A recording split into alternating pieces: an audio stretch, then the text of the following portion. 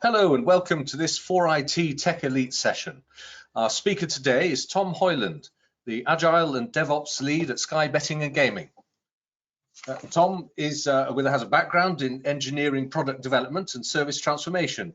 He likes to get under the bonnet of products and teams and organizations to understand what makes them tick and how they could be better.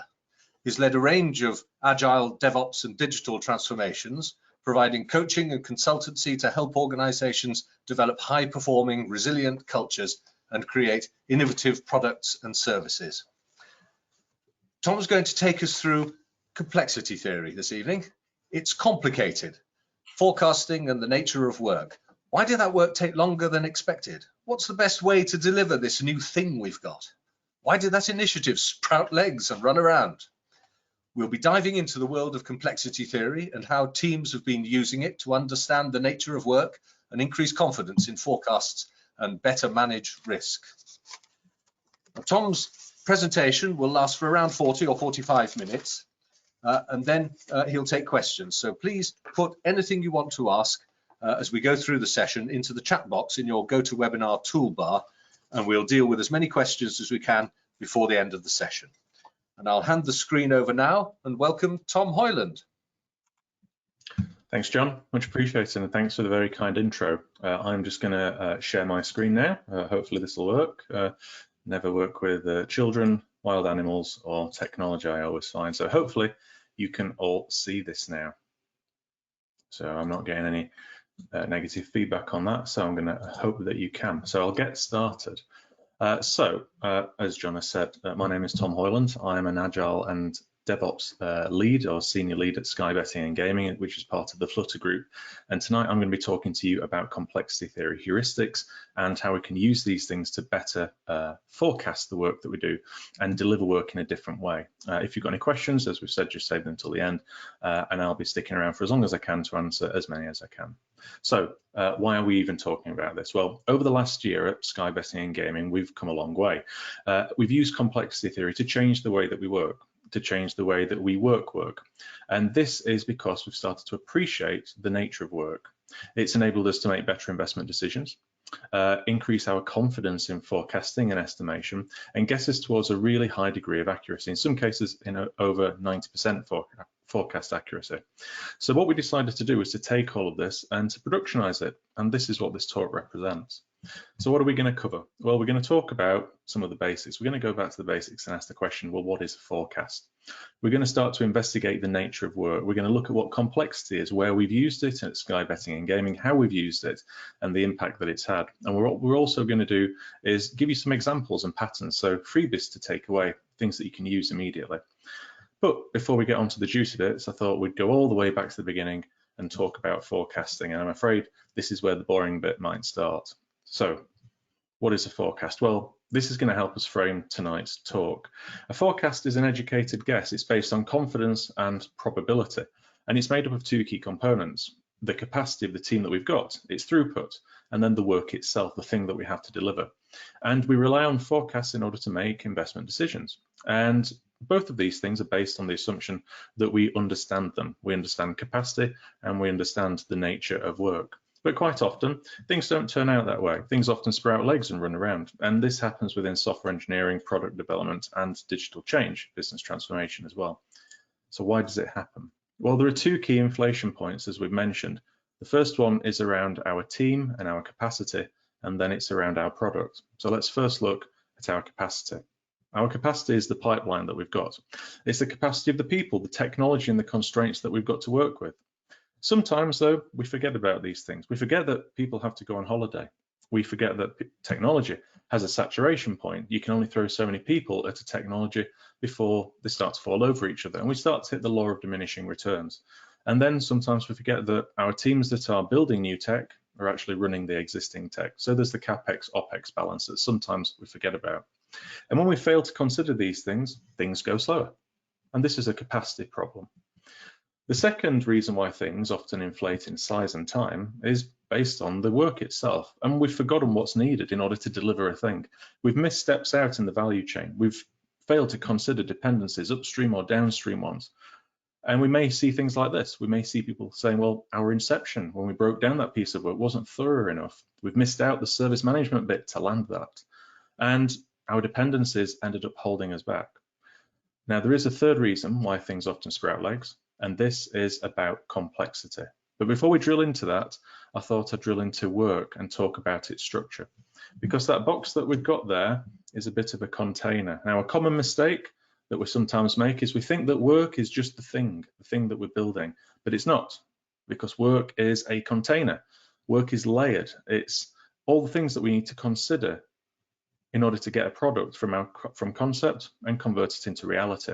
So what I'd like to do is I'd like to zoom into work and just inspect what it is, just as a bit of a refresher. So what's work made up of? Well, at the heart of work, we've got the seed. That's the crux of the concept, the thing that we need to build. But in product development, we don't just build the thing. We often layer it. We slice it, we dice it. We sashimi slice it in some cases. We may break it down into the minimum testable product to test a theory or an idea. We may break it down into the minimum viable product before we get it out to our customers. And then sometimes we may really start to talk about it as part of the minimum marketable product. But all of these things help us to structure our product. But all of this is work as well. But then we have to get that product into the hands of our customers. This is how we deliver the product. This is our acceptance into service, it's business change, it's landing that product. And all of these things come together. It's not just work, not just building the thing, it's everything that is involved when we're wanting to deliver something. And if we fail to take these things into account, often timescales and forecasts are wrong.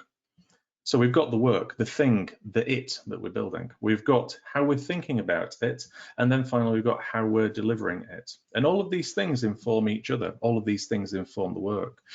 Now, all of these things are work too. But in our pursuit in trying to become more agile, become more DevOpsy, and be more progressive, it seems that sometimes we've forgotten about these things. These things aren't as attractive as building the product, but they're still absolutely necessary if we want to be able to get a product into delivery and into the hands of our customers. So it's really important that if we want to have high quality forecasts that we can have high confidence and depend upon, we actually account for all of the work that's taking place. And that means that product backlogs are not just the work that it takes to build the product, but it's everything in between concept and turning it into reality. And we have to take those things into account. Now, there is another reason why things start to expand in size, and this is what we call complexity. And complexity is, in a nutshell, it's about what we know about the thing, what we know about the work, the things we know about the work and the things we don't know about the work, the nature of the thing. And often when things become more complex, or that complexity is revealed, we hear things like this. We've learned more about our users and their needs. They're not what we once first thought. You may hear that people have been using technology before, but we're integrating it in a different way. And we didn't realize that these two pieces of technology were connected together. We didn't realize these components were linked, but now we do, as we've been doing the work. And, you know, work isn't just one thing, because work is another container. It's a bit of a yin and a yang, because within work, there are two forces at play. There's the scope of the work, if we were to zoom into it. This is the concept. This is the intent, the thing that we're trying to deliver. Now, this might not be the right word right now to describe this, but it's the best that we can do. But it helps us to understand and navigate this model. The second part of this, though, is complexity. Complexity is the physics and the dynamics of the thing that we're working upon. It's its behaviors, and it's how we achieve it. And in this context, for tonight's talk, we're going to be trapping complexity to two things. We're going to be talking about domain and user needs, and we're going to be talking about technology. But it's really important to remember throughout tonight's talk that scope and complexity are different things. Complexity is what you know about the how. It's what you don't know about the how. It's what you know about the components that exist and the forces that are at work. Now, complexity is very powerful. In fact, it's so powerful that it's a magnifier. Complexity magnifies scope. We've got those two things that we'll remember in there.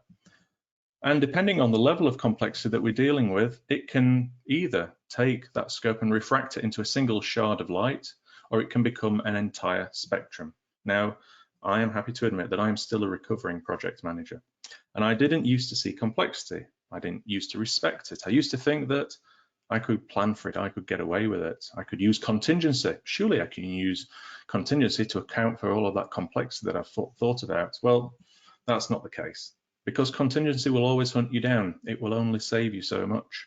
Complexity will come after you. And in some cases, that contingency that we pad on just can't accommodate it. And we'll be looking at that a bit further. Now, here is the interesting bit, because if we think about that seed again, let's think about how complexity and then contingency work together, because they are different things. When we plan and we forecast, we apply contingency to what we understand. We apply it to the work itself. But let's say that we've got that wrong. We fail to understand the complexity of that work, whether that's the domain or it's the technology or both. Well, what happens? Well, when we apply contingency to something, we apply that to the entire wrapper, 20%, 30%. We all have a number that we often apply. But that assumes that we understand all of those things, the physics and the dynamics of them. But the blast radius of complexity can be massive, because if we've got that wrong, what can happen is suddenly the size and scope of all of that work can be magnified, and it can mushroom in size and consume the original time and capacity that was used not just for work, but for structuring that work. Those MVPs, those MTPs, that slicing and dicing, that's work as well. And because that's taken place, you can't not break your work down into smaller chunks. That still has to happen. Well, in that case, it's going to happen, but it's going to consume all of that capacity that you had, that contingency and space that you had for your planning and your control. And we start to approach the danger zone. We start to approach the outer limit, the blast radius of that original complexity. But when we get it wrong, what happens? Well, we shoot straight past it. We burn through that contingency that we put in place. And very quickly, that piece of work sprouts legs and runs around. Now, we often assume that we can understand complexity, but the reality is that we don't. So no matter what industry we're in, we are terrible at understanding complexity. And what happens? Well, bad things happen. Our confidence is damaged when suddenly something blasts through our contingency. And what do? As leadership teams, we react and we respond, and we do the usual things. We put process in place. We say to ourselves, you know what, this will never happen again. But we know this is wrong, because our processes that we put in place are always looking back in the past, because armies and militaries are built to fight the last war they fought, never the war of tomorrow. And this is exactly the same within our delivery processes and the way that we often think about IT service management. Now, we often say, oh, this thing that's happened, it was a black swan event. Well, I'm afraid there is no such thing, because there are loads of black swans hanging around. It's just that the world that we have and our view of that world is narrowed. Now, that's because we have a lack of understanding in our model. So what we need to do is we need to shift our approach. We need to stop trying to codify our delivery approach to the nth degree. We need to stop wasting effort in preventing, and we need to direct all of that effort into understanding and learning more often, so we can project forward. What we need to do, though, is we need to deal with the problems that we see within our teams. And the problems are not our technology, it's not our approach, it's us, it's hubris. Now, we overestimate our own knowledge like you would not believe. And this thing happens a lot. It happens in technology, it happens in business.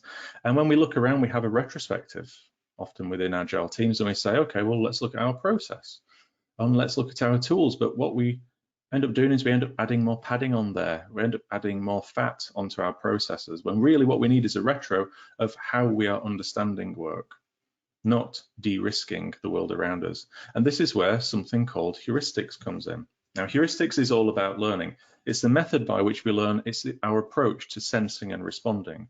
And we use different heuristic models to help us learn. And models are like maps. They help us to navigate. They're a common way to navigate and provide a common language to people. Now, Cynefin is a very popular heuristic. Now, you will have heard it being spoken about by a chap called Dave Snowden. He is very popular at the moment, and for very good reason. Now, Cynefin and Dave Snowden started their days in IBM and at DARPA. So this has been around the block quite a bit, but it's incredibly powerful, this model. And Cynefin provides us with a model by which we can approach problems. We can understand also how to respond to that problem based on the domain that a problem inhabits. Now, Cynefin is comprised of a number of domains, and what we say is that depending where a problem lives, depending on the domain in which a problem lives, it changes the way that we approach dealing with that problem. And what this enables us to do is to provide a consistent way to navigate in that space. You could call it better practice. And we've been able to apply Cynefin, and Dave has been able to apply Cynefin to a wide range of different scenarios, whether it's in technology, people, research, engineering, culture, you name it, it's been applied there. And it's an incredibly powerful tool, hence its popularity. Now, what I'm going to show you today is an incredibly simplified version of that. There is a bit of an in-joke here. It is almost simplistic in its understanding. But what we have done is we've taken it and we've introduced it to our teams. And you know what? They love it. And what this has enabled us to do is to change the way that we work. It's enabled us to break work down better, to know when to spike and when to investigate. We know when we should use time boxes and then sometimes when we should just crack on with work. And it's a brilliant guide. It's been a brilliant guide to enable us to appreciate the nature of the work that we're doing. And we've extended this to assist us in forecasting, but also to drive the right behaviors in our teams, the conversations that we've got, and our culture. Now, let's dive into Cynefin. Let's actually see this thing. In Cynefin, we've got 4 domains. Actually, there's a 5th domain, but we'll be back to talk about that one later. Now, what we say is that problems live within these domains, and we can determine these problems and their characteristics based on what we see going on. In the first domain, we've got this thing called simple. Sometimes it's called clear. Sometimes it's called obvious and simple. Now, in this world, when we're in this world, what we often see is we see a map. We understand the work that we're doing, visualize it, use the map as a metaphor here. We understand the work that we're doing. We understand the different components on the map. We understand the different waypoints. And because we've used our technology before, because this thing is really well understood, we know the interconnections between these things. We know how they're connected. We know cause and effect. We can measure all of these things. We've done these things before. Now, there will be some things in there that we may be learning along the way, but that is in the minority. But in this world of Cynefin, we say that sometimes we have work that lives within the simplistic world. And when that occurs, we can just crack on with that work because it's really well known and well understood. When we venture into what's called the complicated world, we still understand the size and the scope of the map. We still understand some of the things that are at play in that map, but then a lot of the other things we don't fully understand. We need to do some investigation. We need some expert analysis. We need some time to research. But remember that research is targeted. We know the lay of the land. We know the components that exist.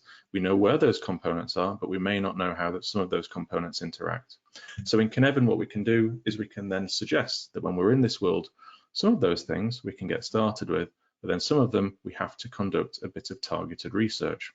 And in an agile delivery environment, we would call these spikes. Spikes to understand the cause and effect, to determine how those things are connected and linked together. Now, as we venture into the complex world, if we continue to use the metaphor of a map, we don't know the size of the map. We don't know the points that are on the map either. It's a bit of a mystery. And if we're looking at the events that take place, in a lot of these events, they're often in hindsight. Cause and effect can only be seen by looking in your rear view mirror and the things that have taken place. And when we're in the complex zone, what we need to do is we need to determine that boundary and spend time researching, analyzing, experimenting and learning more to understand the size of the boundary and the lay of the land and what waypoints exist. Now, as we venture into the chaotic world, we just don't know. It's a bit of firefighting. It is, react and respond as events take place. And the best way to understand in this space is not to do something planned. It's not to do something pre-prepared, follow best practice. The best thing to do is just do something, just act and see how the system around you reacts to it. And what we can do is we can take this, is we can start to use this model. The thing that I should say though, is that there is one thing that lives at the center of this model, and that is what we call disorder. And disorder is the state that we're in, the state that the problem is in, until we understand which area and which domain, chaotic, complex, complicated, or simple, that it lives in. Now, here's where it's going to get a bit interesting. We can actually see what we've been using Cynefin for and how we've used it, and in some cases, how we've extended it. So here comes the free stuff. So in Cynefin, and in any kind of delivery, I should say, more product delivery, we have what we call backlog inflation. And backlog inflation comes from understanding a technology or a domain. It's natural. It happens as we are discovering and using products and we're using technologies. But sometimes when we try to take on a technology or a product or a project too early, we end up making a commitment and a forecast too early. And what happens? Well, that forecast is based on false confidence, a false understanding of the environment of the domain that a problem may exist within. Now, we are using Cynefin to judge that risk and the propensity for a product backlog to inflate in size. Now, when we use these different areas, simple, complicated, chaotic, and complex, we can judge how big that backlog inflation might be based on the things that we know about that domain. So let's look at this then. If something comes to us, it's clear and it's obvious, we understand cause and effect, there's still going to be a minor bit of inflation, a minor bit of backlog inflation, but you will always get that. That's just how you learn. But it's not going to sprout legs and run around a piece of work if it's simple. But the more that we get on with a piece of work, the more that will come out in the wash. And we all know this. Now, if something is simple, it's got a minor amount of inflation. So if we were to provide an estimate and a forecast to a client, well, that's going to have a high degree of confidence because we understand the physics of what's going on there. But as we start to venture into the complicated world, well, we're going to have to do more research. There is more uncertainty. We don't know the full landscape of the map, but we know the size of the map. So we would expect a slightly larger amount of inflation taking place when we put together our initial product backlog. And if we were to articulate a level of confidence around an estimate or a forecast, well, it would be medium. It certainly wouldn't be high because there's things to be revealed. And as we start to venture into the world of the complex zone, well, you can expect a massive amount of inflation. And I would not be betting the house on how long it's going to take us to deliver that thing. In fact, I'm going to be providing a very low degree of confidence on that. So if I was to provide any sizing or scale on something that's complex before I've had a chance to understand it and understand the physics, then more fool me, because that comes with a very low degree of confidence. And if we're in the chaotic zone, the best thing we can do is to often firefight and respond, and that is going to come back with no confidence. Now, what this enables us to do is not just understand the confidence that comes with forecast based on the nature of the domain that problems exist within very easily. It also enables us to decide on the approach that we're going to take, to de-risk and to understand the work that we're doing, to get something from complex into something that's simple and grow our confidence. Now, this approach has worked exceptionally well for us. In fact, it gives us a clear map and a way to navigate.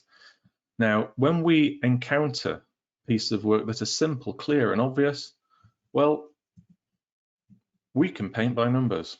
If we've got that confidence and we've correctly assessed it and we understand the domain, then we can crack on with something. We can get started because it's paint by numbers, it's better practice. And that's because we understand the components that exist. And because we understand the components that exist, we can use metrics and measures like story points, vector-based sizing, because we understand those dimensions and those interconnections. But as a domain changes, as we need more assistance, we need more expert investigations, we need to spike things out. It would be foolish for us to crack on with a piece of work immediately. We need to understand those elements of uncertainty, but it's targeted. And in this event, in a complicated world, we would use targeted investigations known as spikes. They are time-boxed. They have a very clear outcome, a learning outcome that we're trying to get towards, and we know where they're focused.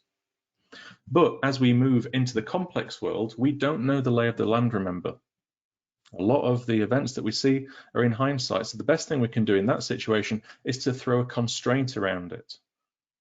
Now, unlike in the simple world, where the actual technology and our understanding have very strong constraints, as in they are tightly aligned, tightly understood, in the complex world, it's pretty woolly. So what we can do is we can throw our own constraints around that to limit risk. And that's where we could use time boxes and say, within that time box, these are the things that we want to understand. We may not know all of those things. We may want to run experiments within that time box. But the goal of using a time box here is to limit risk, to learn at intervals. And then as we start to drift into the chaotic zone, the best we can do is smile and nod, because we are living in a chaotic world. The best thing to do is to firefight and infer, and hopefully over time use time data, time series data, to be able to drag something that's chaotic, hopefully into the complex world, where we can then start to lay down the boundaries that exist and start to have those experiments. Now, it is possible for things to move from chaotic into complex. And as we conduct those time boxes, as we understand the size and the scope of that map, it's possible for a domain, or a problem that lives within a domain, I should say, to drift from complex into complicated, because we understand the size and the scale of it. And as we understand the waypoints that are on that map, we spike them out, we gain that understanding, it's possible for us to drag that thing into the simple, the clear, and the obvious zone. Now, as we approach work, as we probe and we test it, we change our understanding of that work. And so our position, therefore, on the map changes, our approach changes. We move from chaotic, ultimately, into the known world, the known constraint world of simple. And this is about understanding those clear interactions. Now, altogether, it's really important, this, because what this enables us to do is it enables us to know where we are, how to navigate, and also to know what we don't know. And it prevents us from doing stupid things. It prevents us from making false forecasts that are based on false confidence. Because to make a confident forecast, we need to understand work. More specifically, we need to understand the nature of work and its complexity before we make that commitment, because contingency cannot accommodate a lack of knowledge. We've already seen this. And contingency cannot accommodate a lack of humility within teams either.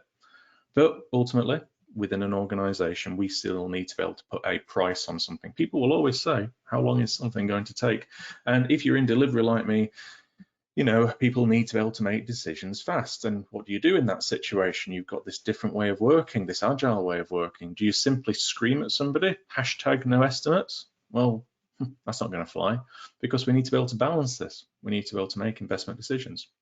So what we've decided to do is to take these models and extend them further, and to put honesty and data together and get them to work together. Now I'm going to show you the model that we use, and I'm going to show you the various logical leaps that we've taken to get there, but this is all in pursuit of our end goal, which is a better quality conversation and a higher quality forecast. Now, when work comes in to us, what happens is it lands and we put it in a canvas, just to understand that canvas. Now, the canvas has 2 dimensions, and this is used to drive conversations. Running along the top, we've got the scope or the size of that thing. We ask ourselves the question, okay, have we ever seen something like this before? Not the complexity of the thing, but the intent of the thing. We're talking about scope here. And running along the top, we've got readings. These readings are sizes. We've got things from extra small all the way to Whopper at the end. And we put some numeric ranges on these based on story points that we've aggregated after we've seen things pass through our delivery pipelines. Now, running on down the left-hand side, we've got what we call our Cynefin domain. And this is where we've, in some ways, perverted Cynefin a bit. We've added a multiplier. And when work comes in, what happens is we visualize it on this canvas. And running along the top, we calculate our baseline size. Have we ever seen something like this before? What did it last look like? We give it an overall size. And then we then apply a bit of inflation to it. What is the nature of that work? Is it complicated, complex, simple, or is it chaotic? And what we're able to then do is to create an overall ballpark size. We're able to put together a potential blast radius for this piece of work. And this takes us around 5 minutes now as we're going through this process. And this is just a guess, I should say. But the guess is all to drive a better quality conversation. Now, we use this canvas, but we don't just use it to think forward. We also use it to reflect back as well. And what we've started to do is we've started to grade our guesses. Now, the things that you'll see on here, some are pink and some are green. The green guesses are the ones where we got it right. The pink guesses are the ones where we got it way out. And we've made this canvas visible to everybody. Everybody in our team, everybody that works with us. So everybody can see when we've misjudged complexity or misjudged things. And this is a great feedback loop, because this ensures that we're not misjudging the nature of work. It's dragging humility and hubris back in. Now, our teams love this canvas, because what it enables us to do is it enables us to reflect on what we know and what we don't. And it also gives us a quick number by which we can make investment decisions. And it also gives us a way by which we can navigate. We can learn, we can use the right approach, and we can build that confidence and increase that confidence. So when things come in, we know when we can get started. When things are complicated, we know that's going to require a bit of a spike before we get started with that work. As things become more hazy, we know we're going to have to time box. And as we venture into the chaotic world, you might as well smile and nod. But what this enables us to do is to have that really powerful conversation. It enables us to shift learning to the left, shifting it to the left.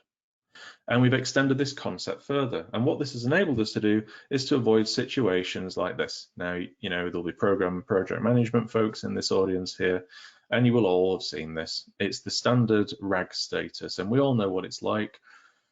Everything starts at green, doesn't it? Because you know everything. Well, the reality is it doesn't. But let's play along. Let's pretend this is actually happening. What happens is learning usually takes place on the right. When we start things off, they're often marked up as green. And like a tsunami approaching a continental shelf, what will happen is that risk rises up right towards the end. And yet we keep doing it. Suddenly everything's green, and then very quickly overnight things go amber and then drop into red. Now, by appreciating the nature of the work that we're doing, and by appreciating the complexity of the work, what we're able to do is we're able to shift that learning to the left. And what this does is it drags that learning to the left. It makes things risky earlier when they legitimately are risky early on. It enables us, though, to select the right route, though. Okay, learn early, learn fast, and increase your choice.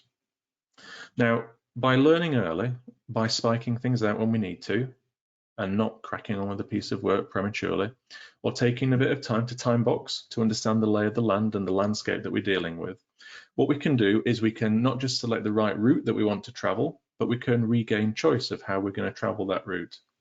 Because choice, a lot like testing, especially in technology, is often the thing that is squeezed out right at the end. And that's because we shift our learning to the right when we really should be shifting it to the left. And that's usually because we fail to acknowledge the nature of the work that's taking place. And in this example, what you can see is that in a lot of cases, that learning takes place on the right, as we've got in the first row. But if we can bring that learning to the left, we can validate our assumptions and travel in our direction.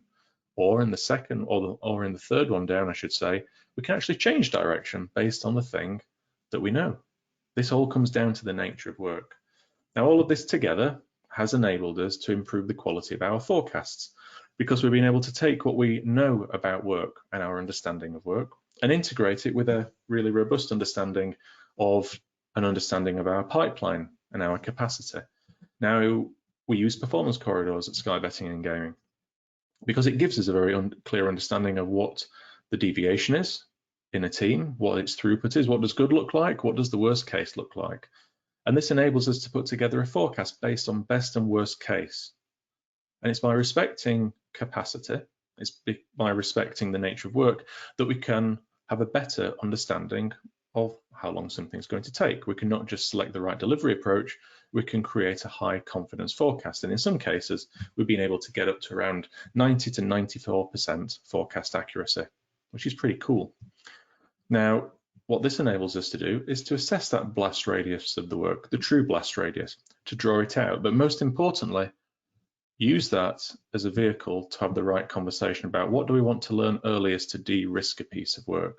So we can either actually draw a line in the sand and say, you know what, it is going to be that big, or we can actually shrink it, but shrink that early on rather than waiting until it bites us as we're approaching a delivery date that we've agreed, but actually maybe based on a castle made of sand. So I've shown you some of that. Let's show you some other things as well. Let's talk to you a bit about delivery approaches. There's lots of different delivery approaches: Lean, Kanban, Scrum, Scrumban, you name it. We use it at Sky Betting and Gaming. But what Cynefin lets us do is it lets us select the most appropriate approach. If we are operating in a simple space where we are looking at cause and effect, and those things are highly constrained and really well understood, well, you know what? We can optimize the flow there. We can use story points. We understand the vectors and the connections between those components. You know what? That lends itself really well to Kanban and Lean, because we can squeeze that, we can optimize it, because it's things we've done time and time again. There's little variation, it's a well understood domain in technology. Lean and Kanban in a simple world, match made in heaven. But as we then start to venture into the complicated world, well, we need to do some spikes. We need to start to constrain ourselves a little bit more. And Scrum works really well here, or Scrumban, you could say. What this does is it enables us to bookend. reflect on some of those spikes and that learning, and then feed that back into the work that we're doing. The importance here, though, is the work that's taking place within a complicated zone is not uniform, unlike the work that's taking place within a simplistic zone. So Scrum and Kanban work really well there, but it's not about optimizing flow. It's about understanding the work that's taking place. And there's no reason, though, remember, why you can't move between Scrum and Kanban and eventually into Lean. Now, as we start to venture into the complex zone, Scrum works really well here, but not Scrum as we know it. Now, Scrum as we know it is very much feature factory. We come up with big backlogs, we come up with big sprint backlogs, and we just get cracking with them, and things are really well known. So why would we be using Scrum in a complex zone? Why are we using Scrum for something that's incredibly simple? Why don't we use Lean where we can optimize? Well, in a complex world, Scrum works really well, but not as we know it. Time boxing using experiments, going into sprints, not taking in really well-formed product backlog items, user stories, as you would say, but more taking in experiments and using Scrum as a way to containerize, to time box and to constrain and to reduce and trap risk. As we venture into the complex world, though, sorry, I should say the chaotic world, you will, again, it's about firefighting and inferring. You're into the service desk and incident management space here. But what does all this mean? Well, it means that as the nature of the work that you're doing changes, your delivery model can change too. There is nothing wrong with you using Scrum tomorrow and then Kanban the day after, as long as it respects the nature of the work. You're not constrained to using each of these. It's all about understanding where you are and using the right approach to navigate in that space. Now, we've talked about the different delivery approaches. Well, you can take Cynefin and you can also use it to change the way that you integrate and you bring your teams together. Now, I look after a number of teams. I look after a platform team. Our focus is on innovation, supporting other teams' enablement and reliability engineering. And what Cynefin enables us to do is to select what the right approach is going to be for collaborating with those other teams. It enables us to maximize the efficiency of that collaboration, that communication, and maximize that bandwidth, but then also pick the right way to go about it. It creates a nice systematic way, I should say, to engage with others. So when people come to work with us, with our platform team, what happens? Well, if something, and we understand that problem, if we know that thing is really simple, what we can do is we can start to think about which way are we going to use this Cynefin model. Is it going to start in simple? Is it going to start in chaotic? Let's start to scan it. Let's start to understand what's going on. Now, if we are in that model where something is lean, what we can do is we can, as a team, act as a client and a supplier. We've got a really clear contract. We can work with that other team, but we don't have to spend ages working with them. We're following a recipe that we've created already. We can follow instructions, we can work, we can even throw work over a wall from one team to another, God forbid. But because it's simple and easy to understand, actually, there's low risk involved there, so we could get away with it.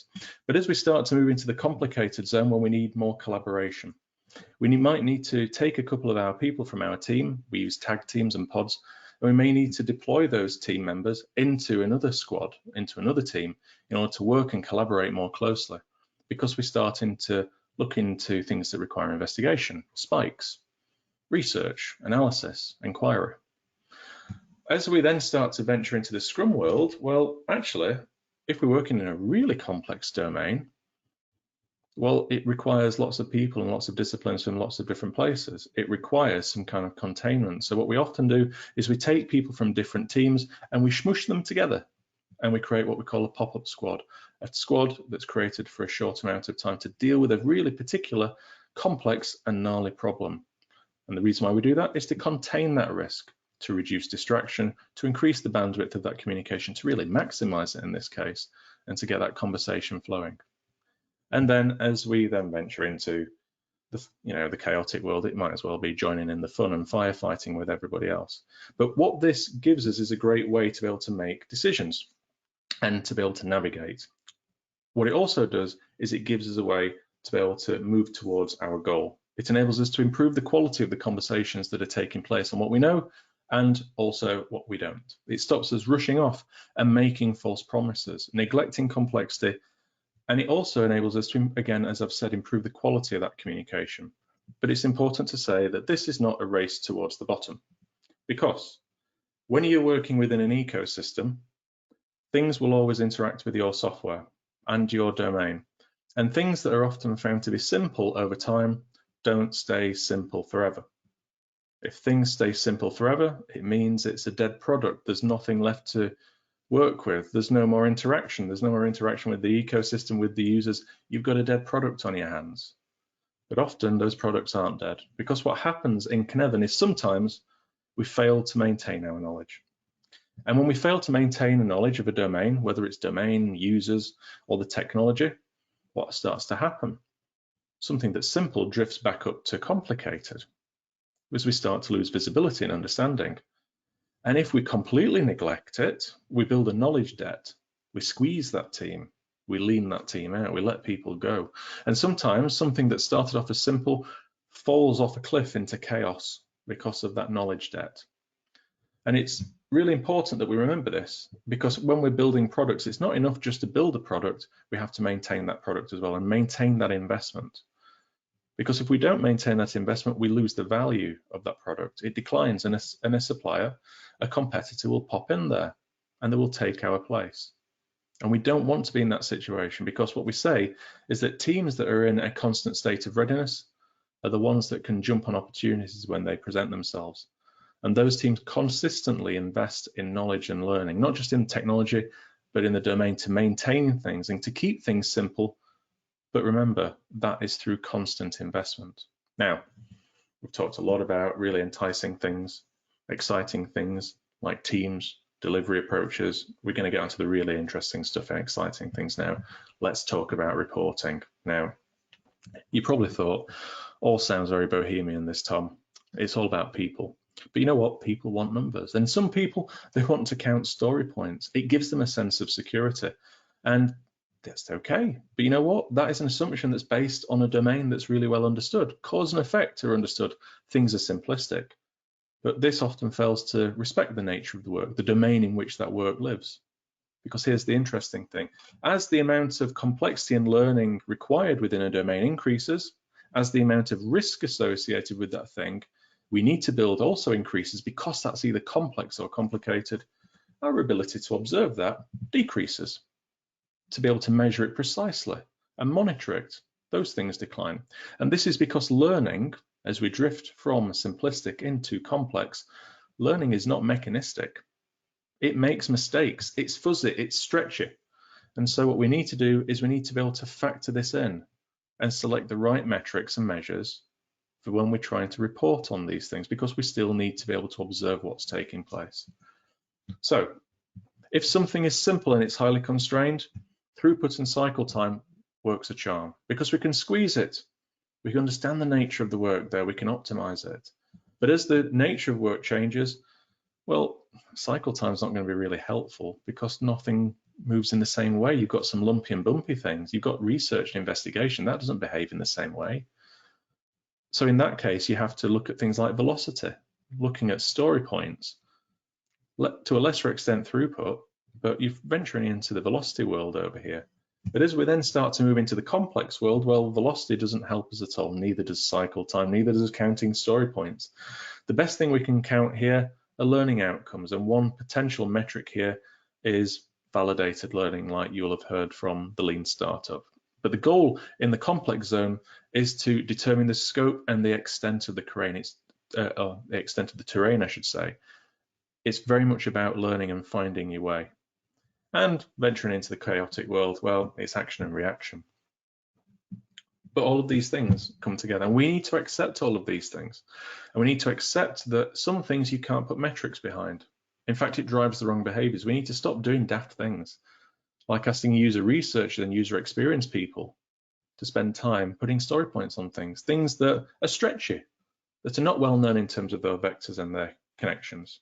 We need to stop building forecasts. We need to stop building forecasts that are based on false confidence, and in some cases, imaginary numbers that fail to understand the nature of the work that we're actually doing. So let's wrap up then. let's go back to the beginning. When we came in here, we started to talk about what is a forecast, and a forecast is capacity and it's work. But what's a good forecast? Well, a good forecast is understanding the nature of the pipeline, the saturation of a domain, how many people you can throw at something, the performance of a team, the tools, and the technology. And I've touched on this in a previous talk about high-performing agile teams. The second part of this is understanding the nature of work, its volatility, its stretchiness, the complexity of it, how best to investigate it, accepting our own limits of what we know, and the things that we don't, and where we need to target that understanding. And this enables us to provide a better way to navigate by using things like Cynefin to navigate, to learn, and to understand. So what's in a forecast? Well, a good forecast isn't static. It appreciates risk. It's confident, but it's confident in the right way. It uses the right way to approach learning. It accepts the complexity of work. It uses the right approach, the right metrics, the right forecasting frameworks and tools, and it enables these to change based on the nature of the work and the things that we learn along the way. It enables us to decide where we go next. Now, Cynefin has been a massive help for me and the teams that I work with. It's one of the biggest things that I've seen in the last 5 years, even though it's been doing the rounds for many before that. It provides us with a common map for learning, and although it doesn't make work easier, it does help us to deal with that better. Now, in transformation, in agile delivery, in digital delivery, it's the quality of the conversation that has the impact. So I want you to think about Cynefin as a way to advance that conversation about what you know and what you don't. And it's really important that in all of this, we are not afraid to be honest with ourselves, because that is where better forecasts come from. It's where more confident forecasts come from. And that's where better ways of working come from, more healthy ways of working come from. But at the same time, don't be afraid to abandon yourself to a little bit of chance and chaos, because that's where the real fun is. And that is the end of the show. And I'll stop sharing now, do a bit of jiggery pokery, and hand back to John. Thank you.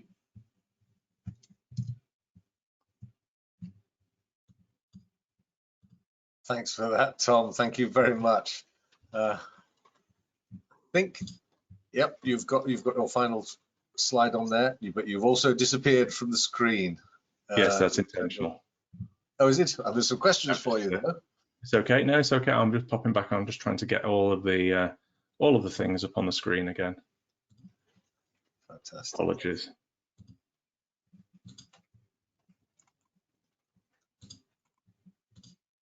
Ah, found it. Right. Okay. I'm back now. Okay. Well, some real appreciation on the questions panel, the questioner asks whether the slide deck might be shared. It's certainly going to be in the recording that we'll be sending out to attendees. So whether you want to share it separately, Tom, I know that this is in a series of talks, perhaps not for the moment, but there are some questions. First of all, Tom, if you started working with a team, would you introduce this immediately? I wouldn't. No, I think with the teams that I've worked with over the years, I think a team's got to go through that understanding how work is structured, how that team works in its own way, before it then starts to see the subtlety of different types of work, how work gets bigger over time. But that really comes with working together and having a stable team that looks at a domain, looks after a platform, looks after a product over a period of time where they can judge that. It's something I usually bring in maybe about 6 months in, depending on where that team is on its journey. Stuart points out that Cynefin sounds very similar to Eddie Obeng's project management types from 1996. Is that something that you think, Tom? So I can see the similarities with that. I think with Cynefin, what Cynefin is very good at doing is it's very good at giving us a consistent map by which to navigate and refocusing us on the fact that a problem can live within one zone and then it can change to another zone based on our interactions with it. I think that's probably where Cynefin does take it a bit further. But I think with what Cynefin does is it also doesn't just look at projects and programs, it looks at society. You can take a lot of the concepts that exist within Cynefin and you can apply it to sociological challenges. I know that there is a paper doing the rounds from the European Union around using Cynefin in sense and using Cynefin as part of sense and decision making, which is really interesting. So how do you know, one attendee asks, when it's working? When there's fewer red things on the board than green things. So it's a strange one. You kind of know when it's working when you start to see teams have more certainty of the work that they're doing. Teams start to appreciate the work that they're doing more, and the quality of the conversation increases. Now, I've done another talk on this with a different audience, and before I did that, I had a funny old meeting with one of my teams, and I kind of like, laid down the challenge, let's deliver this thing. And one of the first things that one of them came back to me with was, we're not going to deliver this thing. We're not going to give a forecast or an estimate. This is a complex thing. Give us a week and we'll come back to you with increased certainty. That was the litmus test for me, because when a team can appreciate and can accurately say and judge that this thing we don't have enough understanding and knowledge of, and be able to do that accurately and consistently, that's a really magical moment. Sometimes teams often think, well, everything's simple, and it's often a race towards the bottom. Really good teams, the team that I'm working with at the moment, they are not afraid to push back and say, you know what, we understand where this lives. This is complicated. A couple of spikes will be okay. Or actually, no, this is easy. Let's just crack on. It's simple and obvious. But being able to judge that and being able to judge it consistently, a high percentage number of the times, that's where you know it's working. And obviously, the real litmus test is, your forecast accuracy as well. And how long, generally speaking, if you can generalize like this, does it take to get up to speed working in this way? I think 6 months. So 6 months of kind of like, I would say, if you're looking at a team from over a calendar year, let's say that you started working with that team, or I started working with that team, I wouldn't introduce this until that team had stabilized. We'd gone through about 6 months worth of learning and working together. Once we introduced this with the team, it has taken at least 6 months to get us up to speed with it. But it's been rapid, the adoption. But what I would say is the maturity and the stability has come later on, and that's been a lot longer. You mentioned that you pull people from teams to create pop-up squads, smush them, I think was your word. That's a new one on me, I like it. How do you manage the impact to the teams that they've been pulled from? The questioner asked, do you risk impacting the native team by pulling people out and putting them back in after a period of time? How do you deal with the follow-on issues and supports for the thing that you've built in the pop-up squad if the people have gone back to their native teams? What do you think of that? So pop-up squads are an interesting one, and good pop-up squads tend to come from or associated with domain-driven design. So in that, let's say if you were to zoom into the sky betting and gaming world, we use domains heavily, and when we say domains, we're talking about domains that customers see. So the ability to be able to log in, verify who I am, to transact, and then to play a game.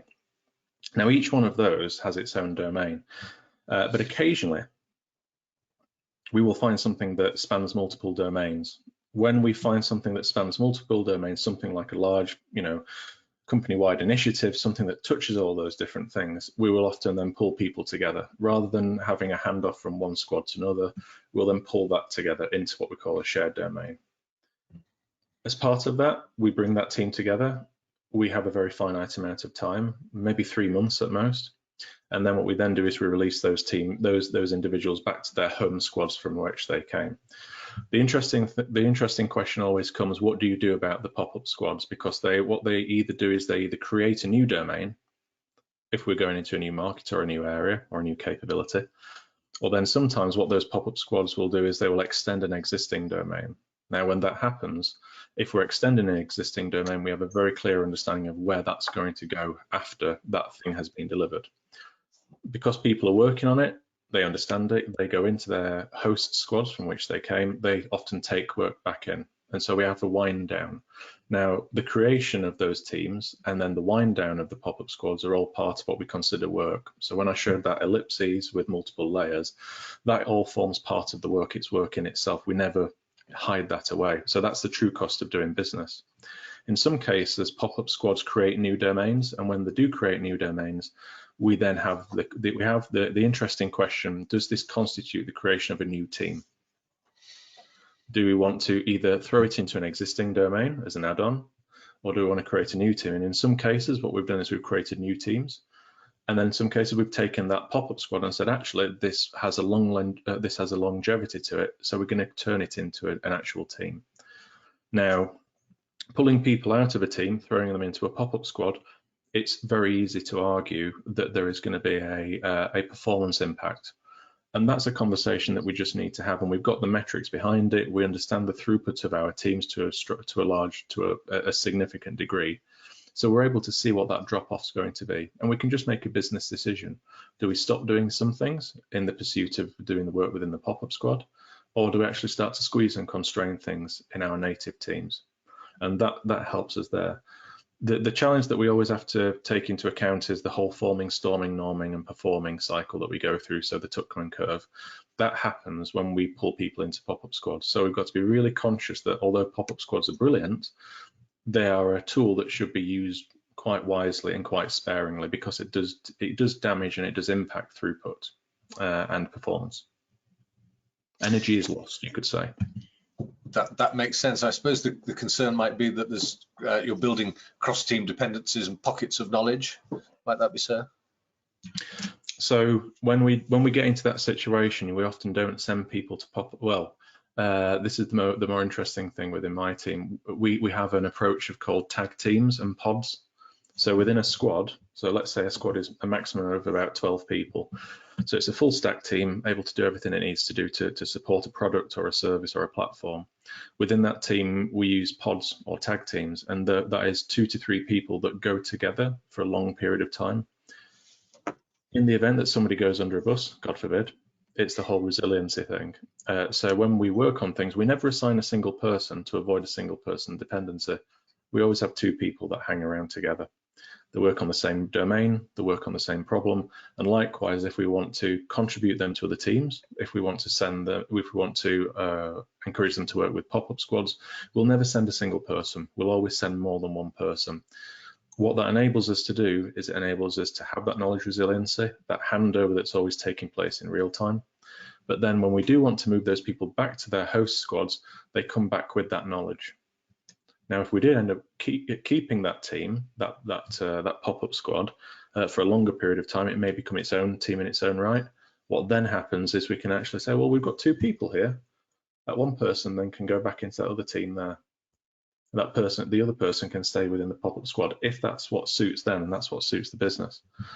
The goal overall, though, is to cut and snip as many of those dependencies as humanly possible. And when we do create pop-up squads, to deal with that, we will snip them and we'll say everything's self-contained, everything comes into that team, and when we do disband that team as part of the disbanding process, it is again snipping those dependencies. The last thing we want is a yarn of wool drawing red lines between one team and another. It just makes us all slow down. It's an interesting question. Does the chopping and changing across the 4 sections cause confusion? I used to think it did, but it doesn't anymore. It's interesting with the teams, because the teams that I'm working with and some of the other teams that are in the business that are really kind of like really adopting this, it's great to hear them just say it's complex now. And then you can just hear this type of the conversation that they're having. And one person said, you know, it's going to take us a week to get an understanding of this, but you know what? I'm going to come back to you with 10 spikes. Whew, fantastic. And then the next time we have the conversation, it's like, well, that thing used to be complex. It's complicated, but you can almost see it running down and becoming far more finite. It's really interesting. It's one of the most rewarding things I've had in the last year, just to have that type of conversation with teams. Now, there's a long question from, and I think the time being what it is, it'll have to be our final one, from a questioner. Forgive me when I read it out. Thanks, that was a great discussion, he says, of practical Cynefin. My questions, firstly, Cynefin allows people to say, I don't know yet, without losing face or losing credibility, but often hubris also resides at the top of organizations. How do senior managers and directors react to Cynefin and to the different types of answers and forecasts they'll get from subordinates as a result? And part two, you mentioned heuristics at the beginning. Have you merged the psychology of heuristics and biases with this? Interesting. Let's go with the second part of it then, and heuristics and biases.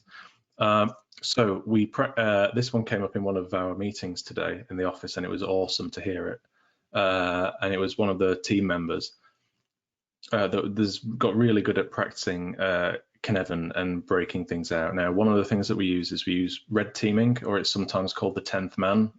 So the 10th man is a concept that comes from Mossad, where if you have a group of people all agreeing vehemently, there is one person in that room, and that 10th person is there to be the devil's advocate, just to say, actually, I don't believe you at all, and think in the exact opposite way. So when we're going through and we're sizing things, and when we're using our canvas, we usually do appoint somebody to be the 10th person and just sit in the corner and disagree and say, prove it. Prove that you know how these things are connected, and really unpick and unseat things in a constructive and a positive way. And it works really well. And in one of the sessions that I was in today, you could see that approach extended into another meeting where somebody said, prove it. I don't believe you. I do believe you, but prove it. And what that does do is that stops us from getting into that bias, and everybody plays that role at some stage. So to go back to the first question, could you just remind me what was the part of the first question, please, John? Yes. Cynefin allows people to say, I don't know yet, without losing face or losing credibility, but often hubris also resides at the top of organizations. So how do the senior managers and directors react to Cynefin and the different types of answers and forecasts they get from subordinates as a result of it? I think it's all about the maturity of the conversation that you have and how early you have the conversation. Nobody likes to see things go from green to red overnight, but we've built 40 years of technology on that and delivery on that. And I think it's refreshing to be able to say to somebody, we know it's going to take a long amount of time.